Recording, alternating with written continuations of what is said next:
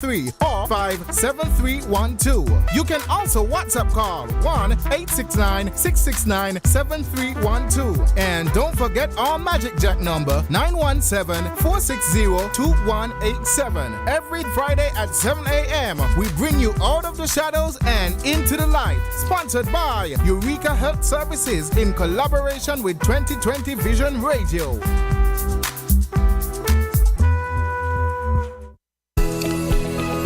Are you concerned about your health? Come on, everyone should be. The old people say that who don't pay a doctor will pay a pastor, or someone will for you. So before it reaches to that stage, come on in and visit Eureka Health Services in Ramsbury. Dr. Liebert and his associates at Eureka will take excellent care of you. They're friendly, experienced, and professional. So call them at 1-869-469-0521 or 1-869-662-5187. And for more information, just visit their website at www.eurekahealthservices.com. At Eureka Health Services, patients are our number one priority.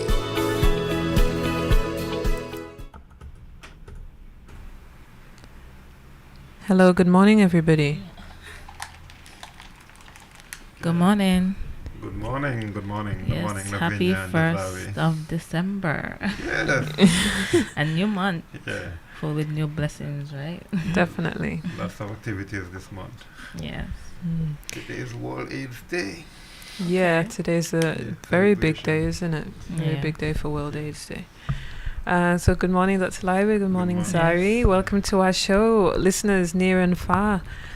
This is Out of the Shadows into the Light every Friday from 7 o'clock till 8, where we discuss everything to do with supporting seniors and persons with disabilities.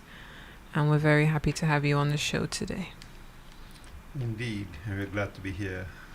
Right, new day, new month. And we have this morning, we're very, very happy to have a special guest Yes.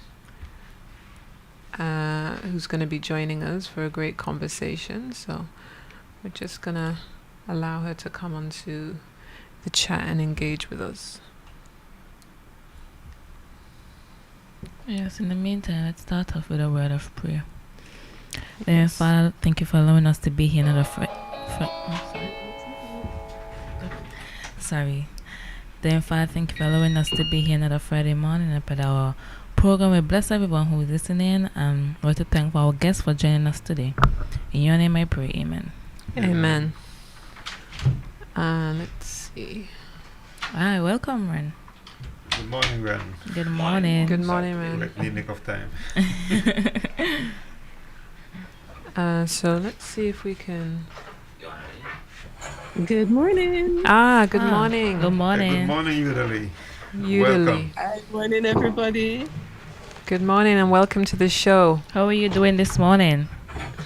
Thank you. I'm doing great. It's Okay. raining It's raining. and Wow. it's cooling down Barbados. Wow. Oh, wow. Wonderful. We need some over here. I'll send it across. I can share. Okay. So I know Dr. Liebert has initiated this meeting, so maybe Dr. Liebert could give us an introduction to tell us about our special guest on the show. Yes. Okay, well, good morning, Udali, and morning. I will let you speak about yourself, just so that we have met virtually over the last 3 years as part of the Caribbean Disability Leaders WhatsApp group conversation on Zoom and on WhatsApp. And so pleased to have you this morning on our Out of the Shadows into the Light To the light. program. Yes. And you host a program on Voice of Barbados on Sunday morning. So I will give you the privilege to introduce yourself. With me today in the studio you have Mr. Ran Fodor, who is a visually impaired person. You have Dazari Da Costa, who is Secretary of the Navy CBA Advocates, and Lavinia Wilson, who chairs the group. And yours truly, I'm here, you know, The agitated, happy founder, with the founder of the charity. yeah. So over to you, Yudali. You can just tell us briefly about yourself, your background, your work, what you do, and your link with disabilities, etc. in Barbados. Okay, great. Thanks for inviting me. It's really a pleasure, and it's great to meet all of you. Now, Likewise. I'm a shy person, even at my Okay. age. Um, but I was born with retinitis pigmentosa, which is an eye condition that sometimes it manifests itself pretty early in childhood, and sometimes as you grow older, you mature. I can So relate to mine that. started when I was around 12, going 13, while at secondary school, and it's a progressively deteriorating type of eye condition. So most people might know it in the Caribbean as night blindness. So the Oh, okay. predominant factor is that you lose that ability to see during the Night. night and in dark places. And Oh, as I said, okay. it deteriorates. So now Oh, my okay. vision is probably like 5%. Yeah, pretty limited. I attended regular primary and secondary schools.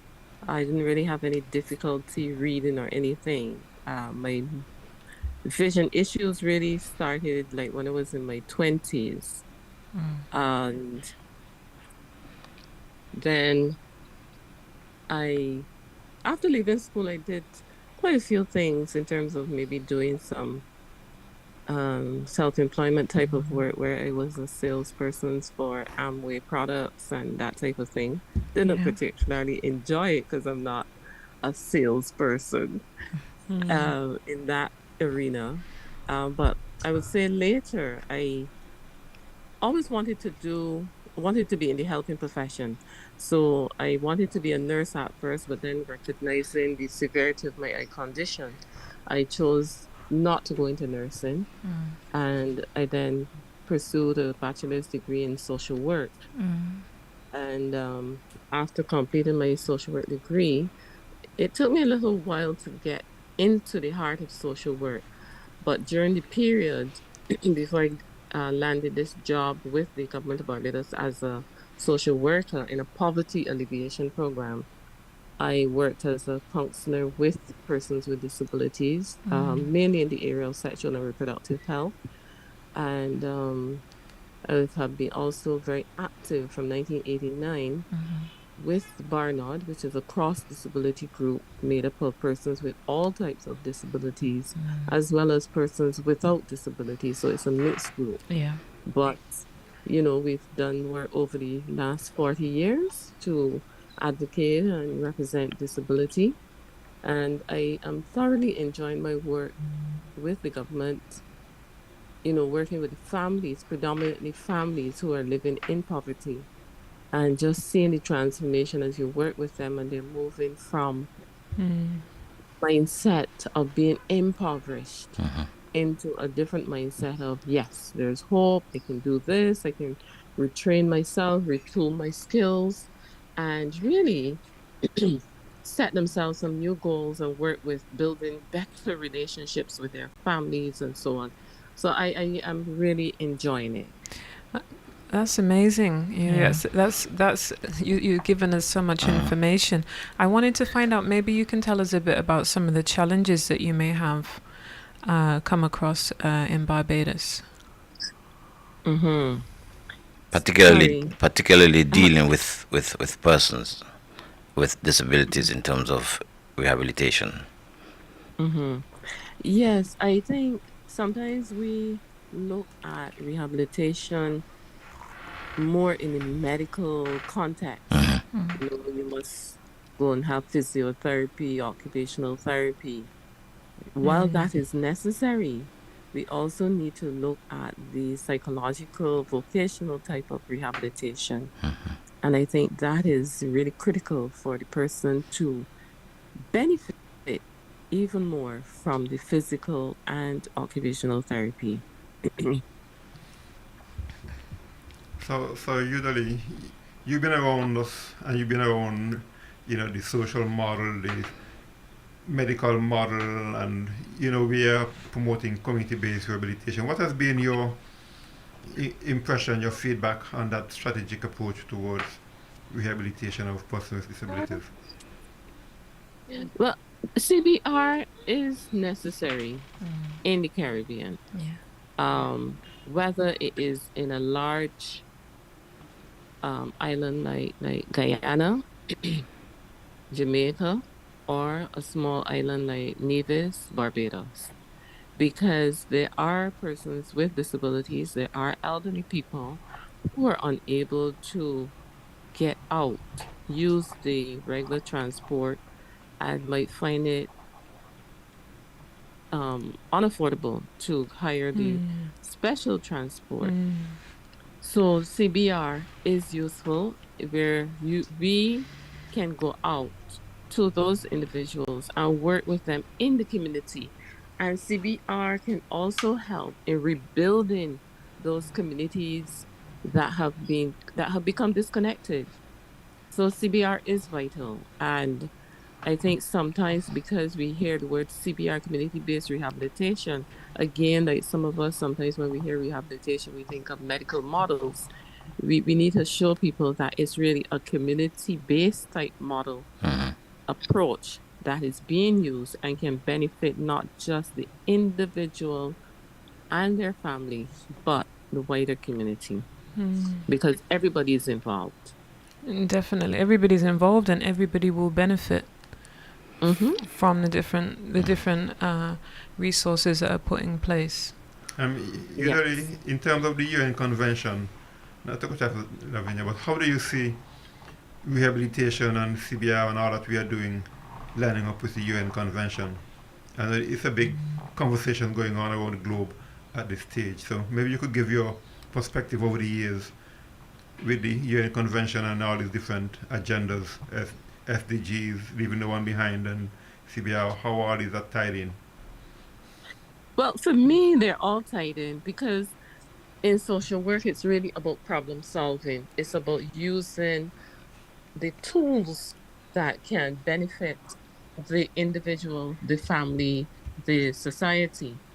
And the UN Convention, the SDGs, the Sustainable Development Goals, the um the other one, the 2030 oh agenda God, and the the Millennium Development Goals. one about reading, making reading material accessible.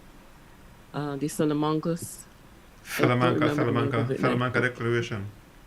Yes, Yeah. so all of them have one goal, and that is really to ensure that people with disabilities are included, they're not left behind, and that governments, private sector, civil society seek to include, sorry, seek to truly include and integrate people with disabilities.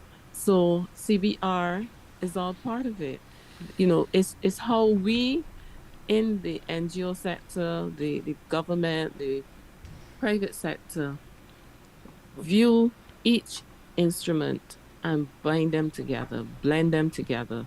Because that's what we do in CBR, that's what we do in our families. We look at what works for one child, what may work for another child, and take a piece from there and a piece from there and blend them together. So that's how I view it. So to me, there isn't really any need for the separation, the departmentalization of each instrument, but really look at how do we gel them together to get the best for the individual with the disability, the family with the disability. Very good. Could you tell us some of your experiences dealing with persons? You talked about helping persons to renew their minds in terms of relating to their families and so on. Could you tell us about one or two of your experiences, how people respond? Right. Yeah. Let me start by sharing a short story. When I first got involved with Barnard, shortly after becoming a member, the organization acquired an office space. And we would encourage members to come into the office. And there were two persons, one with a speech impairment because of her cerebral palsy. And I remember saying to her, "Can you make some phone calls?" And she was like, "No, people will not understand me with my speech impairment. And, but I understand you. So why do you think others will not?" The confidence wasn't there, but I encouraged her. Right. And she made that first phone call, and it was like, wow, I did it. People understood me. They responded to me. They didn't treat me any differently. She didn't get any attitude. And that built up her confidence, and she moved on from there. Another individual came in, and there was a computer. He never used the computer before, but by coming to the office, he was able to use that computer and learn how to use it effectively, how to use it efficiently, and has developed a love for ICT, So that shows us the benefits of having that communal space where individuals can come and they can learn so many skills, develop so many qualities within them that sometimes isn't nurtured, but can be nurtured from being amongst their peers and benefiting from the training. Stick up in there, Udali. I want you to re-emphasize that point of having that communal space, because we need this agitating and advocating. So maybe you could give us some ideas of how Banner got that space, and so we here can be guided in our advocacy and to show the benefit. Lots of lobbying and negotiating. Persistency, yeah? Yeah, it's a slow process, but it is one that is necessary, because you cannot underestimate or downplay the power, the usefulness of having that space where individuals can come together and just build confidence, build strength from being together, just bouncing ideas off of each other, learning new skills, and being able to interact with persons outside of the disabled community. Because sometimes people think, oh, they might see myself and maybe 2 or 3 other persons with disabilities, and they say, "Oh, where y'all live?" In this tone, as though we're living in the same house or in the same government unit or something. So it's like, no, we are all individuals. We live in different spaces, different geographical locations. So having that space is really essential, and I would want to encourage you to continue lobbying for that space. And I would also want to encourage the government. They made commitments. Most of our Caribbean islands the governments have made commitments by ratifying the UN Convention on the Rights of Persons with Disabilities. They have signed on to the SDGs and so many other international instruments. The governments really need to put the money where the mouths are. Amen. And give more financial support to persons with disabilities. Allocate money in your budget, not just for the line ministry that has responsibility for the disabled, but all the other ministries, health, education, transport and works. All these other ministries have a responsibility to integrate people with disabilities and provide affordable and accessible services to the citizens with disabilities. This is the budget season throughout the Caribbean, where between now and February, most countries will be going to Parliament to pass the budget. So I wanted to just highlight that point again. Well, I like that. I like that you said that it's important that all the other arms of government, not just the government, but the other departments of government, be inclusive in terms of making facilities accessible. How is that in Barbados in terms of access to public spaces and so on for persons with disabilities? Much better over the last 40 years, um, a lot of advocacy from the disability organizations Mhm. have led to that. And what we built on quite a bit was the fact that tourists with disabilities came to the islands Mhm. and they spoke out about the inaccessibility of Mhm. Bridgetown and other tourist or interest spots. Mhm. So we built on that and we were able to build some strong alliances with persons in different ministries to help advocate for us as well. So, like Golden Square, which is in the heart of Bridgetown, it's a very accessible space. This was recently redesigned. Our national insurance, the old national insurance office used to be on that spot.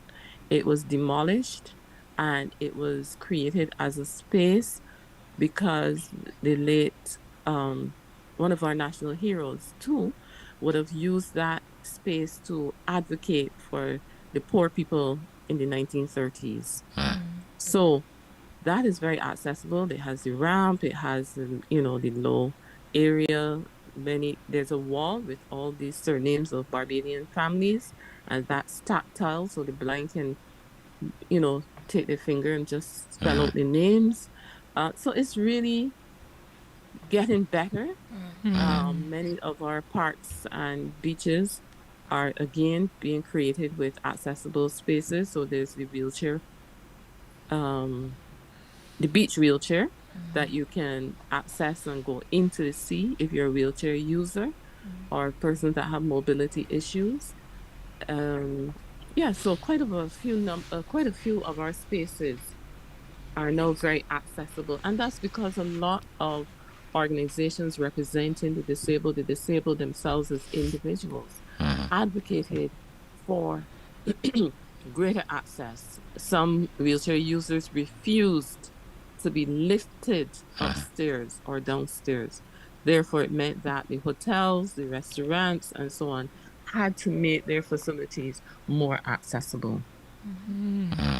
It's interesting. That's Yeah. amazing. That's amazing. Yeah. It is Yeah, a I bit. think. I'm sorry. Sorry, Go go ahead. ahead. You go ahead, please. Right. And just to underscore that point, as a blind or I would say visually impaired person, many times I would be invited to meetings and I would say to the individual, please email me the information.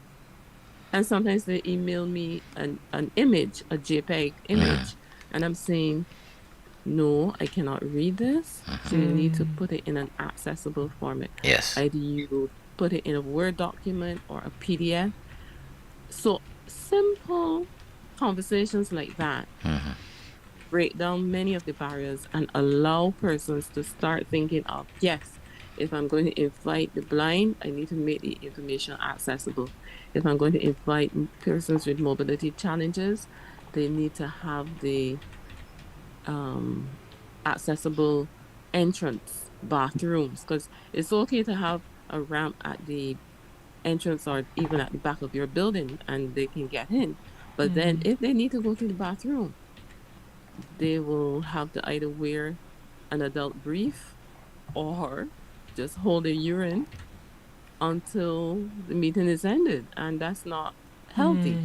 So it's also about providing full accessibility, not just the ramp to get into the building, but the bathroom facilities, the handrails that will help not only the blind and visually impaired or those with mobility issues, but the elderly Seniors. Yes. person Yeah. as well. Yeah. So yeah, And maybe you it's can about tell us. really showing Oh, sorry. practical. It's really showing the practicality of making your space accessible. Yeah, I was going to say, maybe you can tell us in Barbados, if somebody has a disability, what different centers do you have available? I know you mentioned Barnard. Do you say it's Barnardus? Barnard. Yes, Barnards. Barnard, sorry. What other places support persons with disabilities in Barbados? Okay, so let's start with the blind. There is a center, well, the old word would be a workshop. So there's that sheltered employment for persons who are blind and visually impaired. That center, the cane chairs, the rush chairs, they also do some restoration of chairs, Okay. and they also make mops. So those are two main services that they provide. And then we have a business called First Base. This is managed by the Organization for Children and Young Adults with Learning Disabilities, Intellectual Challenges. This First Base, it takes in a small group of young people with intellectual challenges. I think their maximum number is 10 to 12.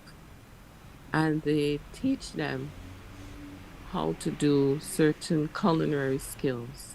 They make Okay. natural drinks, and Okay. those they make sweet bread, pone, things like that. They make, and now they're going into catering, where they make Wow. they cook food. Wow.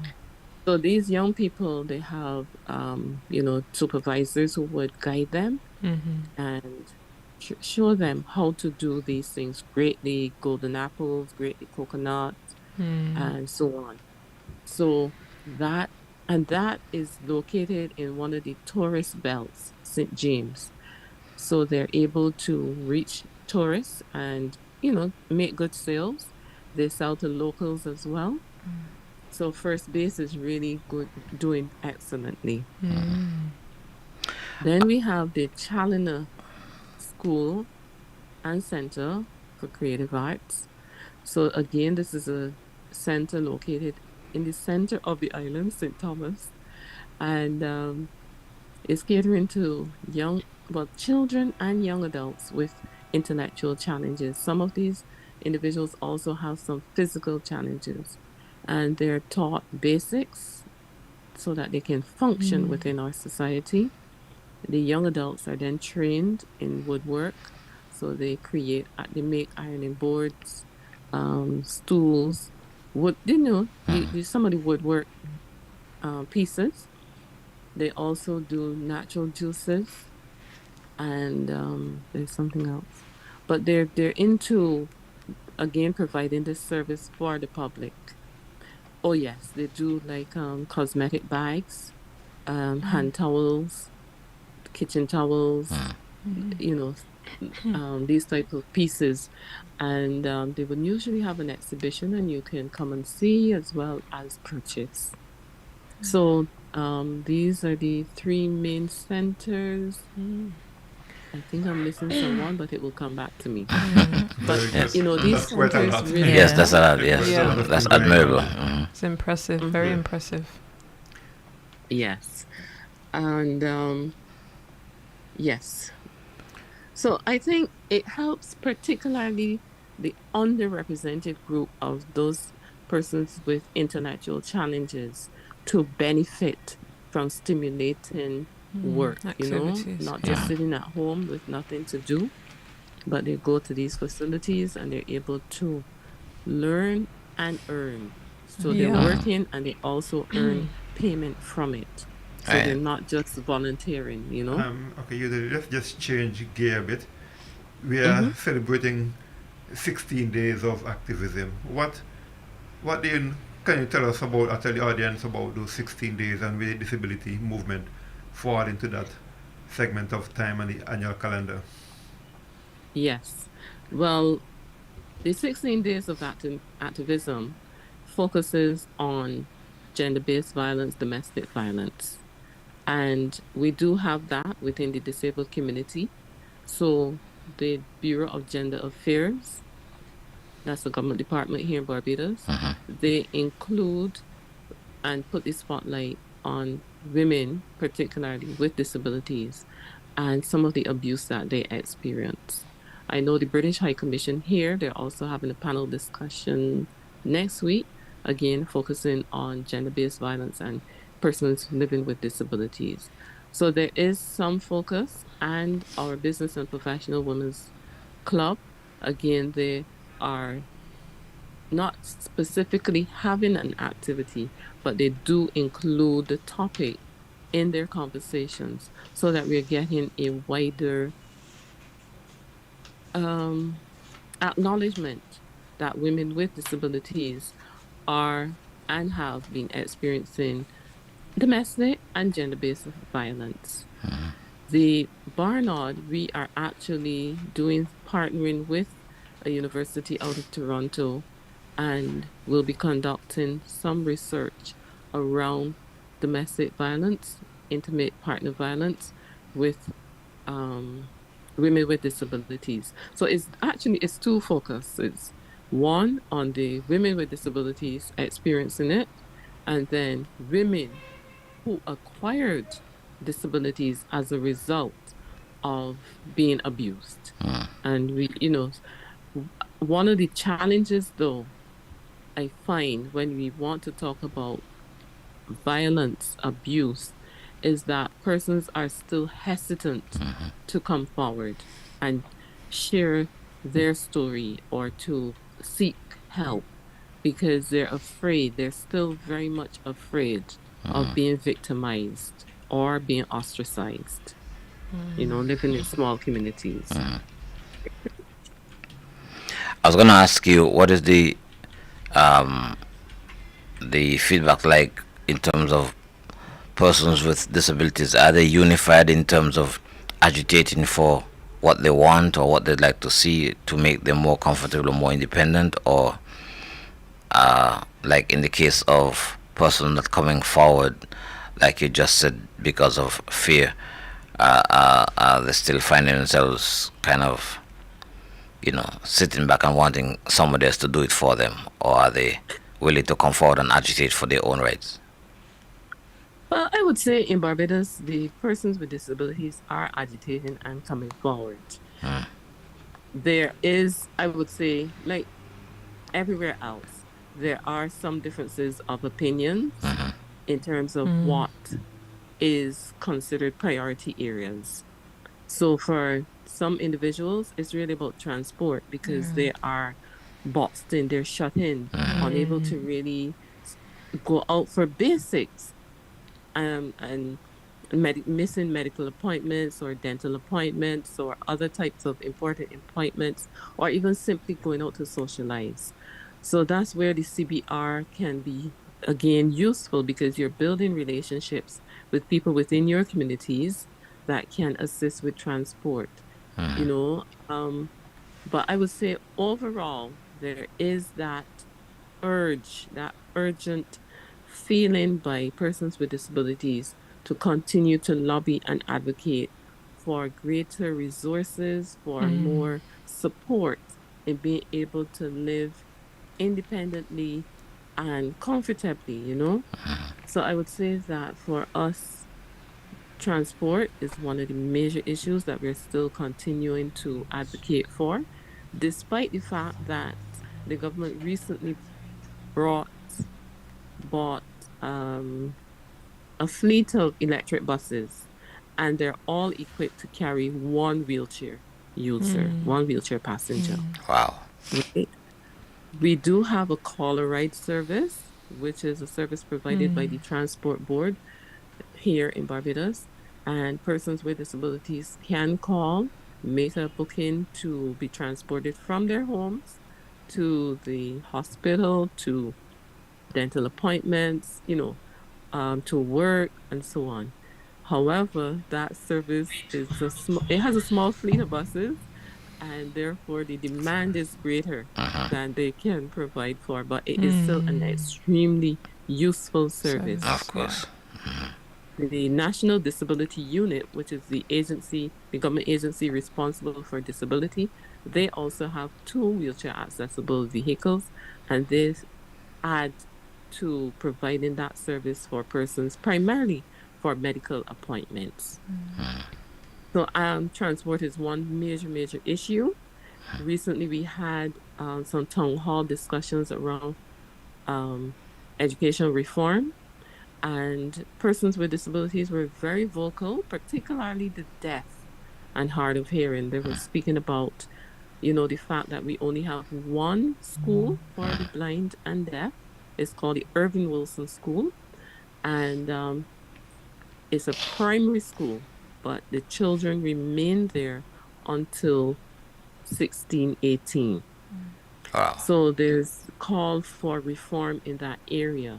But I must hasten to say that because of the decline in the number of children who attend that school in terms of being blind or deaf, they have now added a, another unit for children with autism.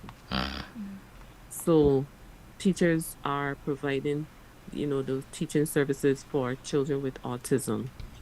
And some of the children who are blind and deaf also have other disabilities as well.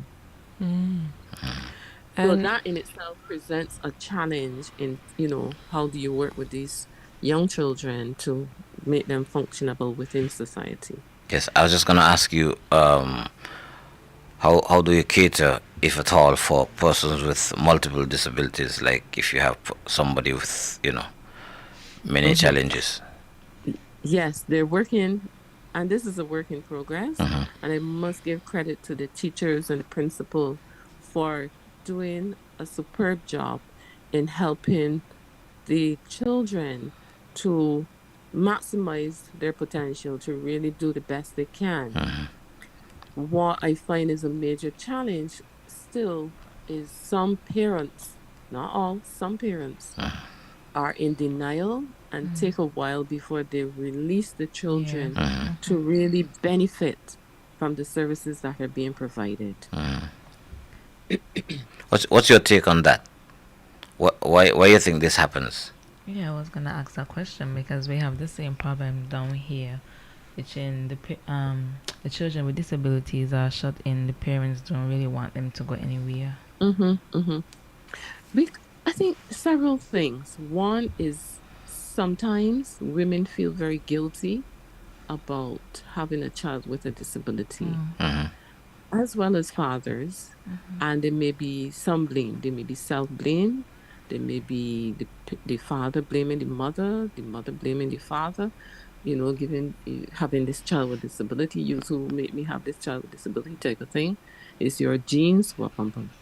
But apart from that, I think the other big factor is that how society have treated people with disabilities over the years is still very dominant in the parents' mind, and therefore they feel shame, they feel embarrassed, they feel Responsible. really unappreciated and fearful for their children. So sometimes that's why you get the overprotection because they don't Yes. want their child to be out there and then other people in society calling them names or ill-treating them and so on. But we have to be patient with them. Yeah. We Yes. have to stand alongside them and keep encouraging them and showing them, no, it's going to be all right. Yeah. Because you have to also think about if you become seriously ill and is unable to provide for your child, or if you die, how will your child manage? How will Very they true. function Very within true. the family, within the society, So we have to stand alongside them and keep encouraging them. And I think one of the things that is really needed in the Caribbean, not just in Barbados, but throughout the Caribbean, is a sustained educational promotion program so that we can regularly see images on the television, we're hearing it on the radio, we're seeing it on the social media platforms of people with disabilities, Caribbean nationals with disabilities. Yeah, very true. Doing, not just excelling, becoming a senator or becoming a doctor and so on. Yes, we need those stories, but we also need to see the stories of a child who may not have been able to speak for the last 4 years, and now in their 5th or 6th year, they're able to say, "Mom, Dada." That's an achievement. Yes. That's Of a course. milestone. Of course. So we Small also steps. need to show that and help other parents to understand it may take a while, but it can happen. Or even if they're not able to speak, but they're able to use their hands, their motor skills, and do other things, then that's again an achievement that we can highlight. So it brings a measure of comfort and hope to that parent who may be thinking, well, my child will not amount to anything. My child will not be able to do anything. Yes, there are some children that will grow into adults that may be unable to do for themselves. That's a reality as well. But that's why we have institutions to provide care, and we have loving parents and siblings and relatives who will also provide that care in the home setting. Thank you so much for that information, Unity. Indeed. We're going to be right back with you. We're just going to go to a quick commercial break. Fine. Are you concerned about your health? Come on, everyone should be. The old people say that who don't pay a doctor will pay a pastor, or someone will for you. So before it reaches to that stage, come on in and visit Eureka Health Services in Ramsbury. Dr. Liebert and his associates at Eureka will take excellent care of you. They're friendly, experienced, and professional. So call them at 1-869-469-0521 or 1-869-662-5187. And for more information, just visit their website at www.eurekahealthservices.com. At Eureka Health Services, patients are our number one priority. They can ask us to talk more about it. And we're back. Udally, you still with us? Oh, yes, I'm right here. Okay, great. Thank you. I wanted to ask you something. And what I checked, the population of Barbados is around 280,000 or just above. Maybe you can tell us about how many of those persons with disabilities. Do you guys have the data on that? Well, let me start by saying I am going to use the statistics from our housing and population census from from 2000. This is 2023 and 2000. Oh dear, I'm forgetting the year. But That's okay. Last housing and population census that I would use their stats would be from approximately 10 to 11 years ago, which put the population at almost 14,000 people. Oh, okay. And the reason why I'm going to use those statistics is that we conducted our housing and population census. This started last year into this year, but it had some challenges. Okay. So therefore, those statistics will not be accurate. Okay. And that speaks to another concern that we have in Barbados. How are, persons with disabilities counted? Data collection is challenging. Yeah. And that's an area that we have to really work on to make sure that more persons feel confident enough to self-identify as having a disability, or that family members are willing to say, yes, we have a member with a disability. Yes. But I would say we have also had I am of the belief that our numbers may have increased because of vehicular accidents as well as violent crimes and domestic abuse. Many times we will hear on the news about individuals who may have been shot and wounded, or who may have been involved in a vehicular accident, and The then current we don't hear time about those is 7:45. those individuals who may have had accidents at home and then become disabled as a result. Yeah. So that's one of my reasons for suggesting that the numbers may be higher than the data that is actually collected.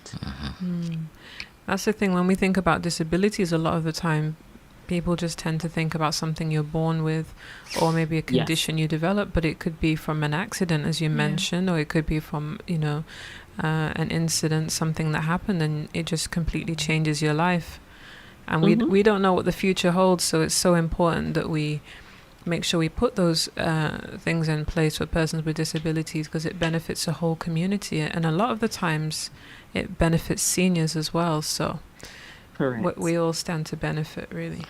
How great has Recently, been the it issue helped- for you, if at all, if you have experienced the whole issue of people being reluctant to give accurate information as it relates to census?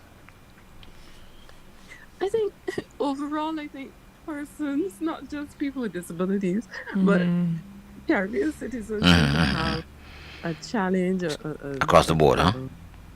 a misbelief, yes, about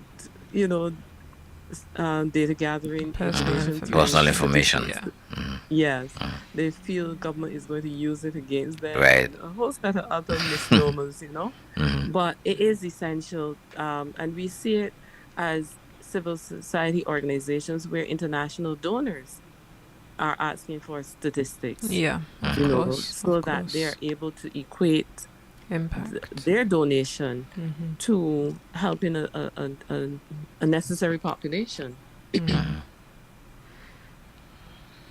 Okay. Yes, let's take a second to say good morning to our Facebook.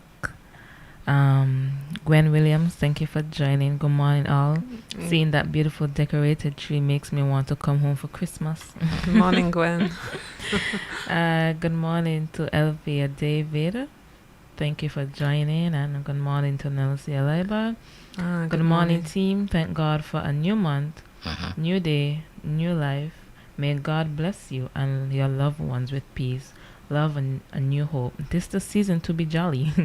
Christ is the reason for the season. Lots of love and prayers. Good morning, Thank you so Nelsia. much. Yeah. Morning, Mr. David. Appreciate it. Yes. So yes, that's all we have for now. So we can proceed. Can I? What's the name of our guest? Udali. Usually. Udemy? Udany. Udali. Udally. Well, I want to thank you for sharing with us this morning, and I chose to lead the chat in saying thank you because I too have shared for all of my life, most of my life, if not all of my life, retinitis pigmentosa.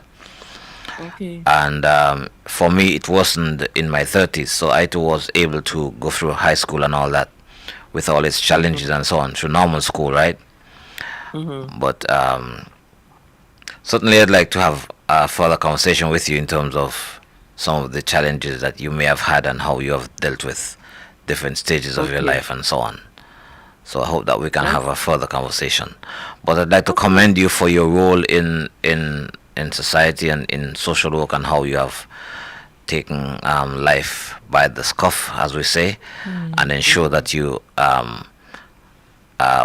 educated yourself and found yourself in society and made your contribution. So congratulations to you. Thank you. One thing I want to say is that living life with a disability will always be challenging. Yes. There will be some individuals who will treat you like a human being and respect your thoughts, your views, your opinions, and so on. And there are others who will want to put you in the background Yes. because they think that you are unable to contribute. Very And true. the mere fact that I'm able to speak and share my thoughts is helping you, the other person, to also think from a different perspective, Yes. or think about how can you as an individual also seek to do more, to do better for yourself, your family, your community. And that's how I look at life. I see my work within the disabled community as one of my ministries, where I'm able to show what true love is. Yes. You love the next person, so you're able to give them of yourself. You're sharing your knowledge, you're sharing your love, your compassion, you're sharing ways to find solutions for yourself. my work as a social worker, again, it's another ministry where I'm reaching out to individuals and Definitely. families, again, to feel confident and proud of themselves and to treat themselves as they deserve to be treated. It's all about finding solutions. So if I'm able to reach out and help another individual to problem solve and find your solution, that's what I'm here to do. And that's how God is using me. Yes, amen. And you have found that it's in giving that you receive, right? Oh, yes, definitely. Amen. Definitely. Amen. Well, thank you so much. Thank you so much. You've been a great inspiration on this program today. Yes. Well, thank you for allowing me to share. Yeah. And I have to say, I do listen to Visions 2020 off and on, not every day. And I appreciate the radio station. I Well, appreciate thank the you so much. service that you're providing. I also want to tip my hat off to Dr. Liebert Yes. for the work that he's doing as well. And to you, Glennis, not Glennis. Lavinia. Lavinia, Mm-hmm. yes, Lavinia. Thank you. Lazare. Your My work name is so Renford. Yeah, I know Renford. Oh, you do? Oh my. Lavinia, your work is valuable Yes, because indeed. you're helping to uplift your society and helping persons with disabilities, their parents, their relatives, their siblings to feel valued as well. And Yes. that's part of what we're here to do. So I appreciate all of you. And want We to encourage appreciate you to as well. continue the work you're doing. Thank you so much. Yeah, you're such an inspiration, and hearing what's going on in Barbados can only make us want to really do even more work than Double our we're efforts, currently yes. doing. So we're so happy to see how well you guys are progressing over there, and we look forward to moving further and further in that direction. Thank you so much Right. for your time this morning. Well, It's been one an of the amazing things that I conversation. encourage you is groups partnering to Yes. do activities. Definitely. Where Collaboration. you can share. We have the technology. Even if you don't have the funds to move another individual to your country, you can use the technology Still and do collaborate. training. Yeah. You Very can, true. do work together on one project. So Very partnerships true. is the way to move forward. Yes.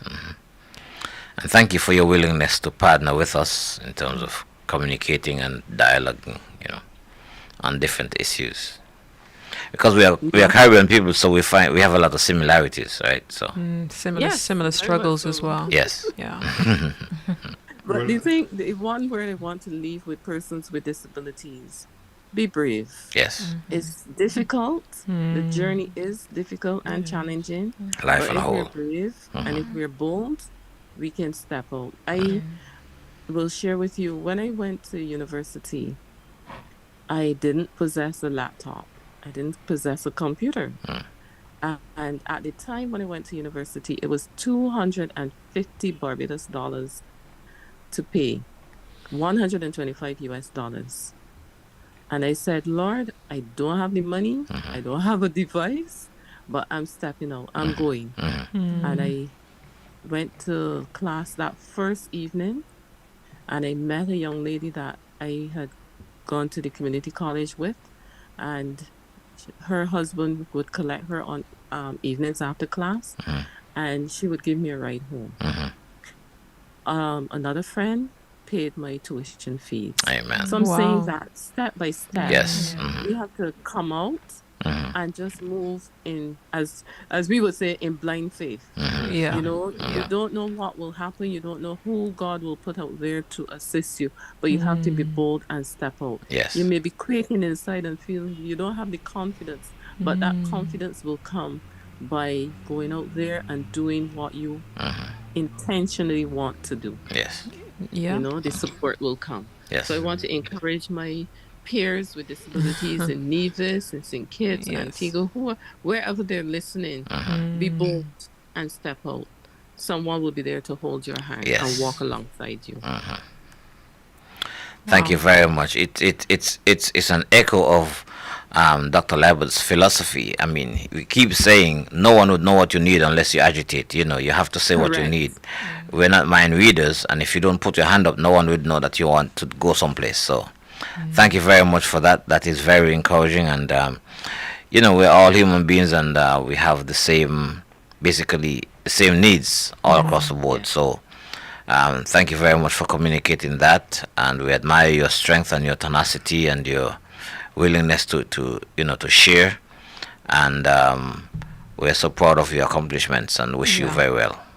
Yes, Thank sincerely you we very do. much. I appreciate the opportunity, and I look forward to chatting with you again. Oh, Sure. that would be Yes, amazing. Thank you. Thank you so In much. the not too distant future. Thank you so much, Udali. I appreciate having you this morning. We know the time is running out, but I just want to telegraph that we're having another session coming up. Maybe Levin, you will tell us more about it. Yes, on Sunday we have our World Disability Day. So we're doing some amazing things on World Disability Day.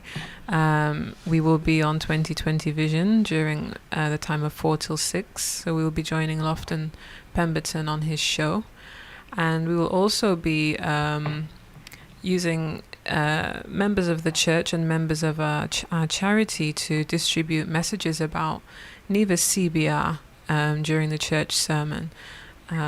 So we're very happy to have so much support. So a number of churches will be sharing our messages, sharing information about our charity, and we're so happy to be able to spread the word on this amazing day on Sunday, on World Disability Day. Yes. Yes, and lots of panel discussions are being organized around the Caribbean and around the world Yeah, locally. So we're doing our part. Excellent. Actually, on December the 3rd, the National Disability Unit here in Barbados will be honoring a few persons with disabilities That's and great. without disabilities who have contributed to the development of disability awareness and so on. Yes, that's encouraging. And I will be one of them. Oh, congratulations. Congratulations. Yes, congratulations. Congratulations. That's not surprising. And maybe I can throw in here Merry Christmas, because it's just around the corner. Yeah. I'm not sure whether or not we'll have Definitely. the opportunity to Definitely. speak like this So- again, but Merry Christmas and bright and prosperous 2024, is it? Yeah? Yeah. Yes, 2024. So let me also join in wishing each of you a really beautiful, joy-filled Christmas. And I hope you create many good memories for yourself and your families Yes. and friends. Yes. And I wish you a healthy and really dynamic-filled 2024. Amen. Amen. Thank you so very You much. too. And All right, take thanks care, again. Udali. Have a lovely Yes, weekend. Take care. Bye. You too. Okay, Bye-bye. Thanks then. again, Yes. and we'll be in touch with Udali. Yes, by we WhatsApp. look forward to working together for 2024. Yes. Definitely. Definitely. Right. God bless. Thank you so Right. much. Have a great weekend. You too. You too. Take care. Bye-bye. Bye. Wonderful. Yeah, that was really a great conversation, Dr. Labard. Thank you, Dr. David, for Yeah. introducing Udali to the show. It's been a very inspiring show. And well, part of this vision for this program, when and I started it, was that we could link up with colleagues across the Caribbean. Across Caribbean, And indeed. during the pandemic, we did had a regional panel discussion hosted by 2020 Vision Radio. Remember, Ran? Yes. For World Disability World, Day. right. Yeah. Maybe we can reach out and say good morning to Judy Sango. She just might be listening. Yeah, so I sent the link earlier. Oh, you did? Morning, Judy. And what's the name of this gentleman in Grenada, Dr. Lavin? His name is evading me right now. Yeah,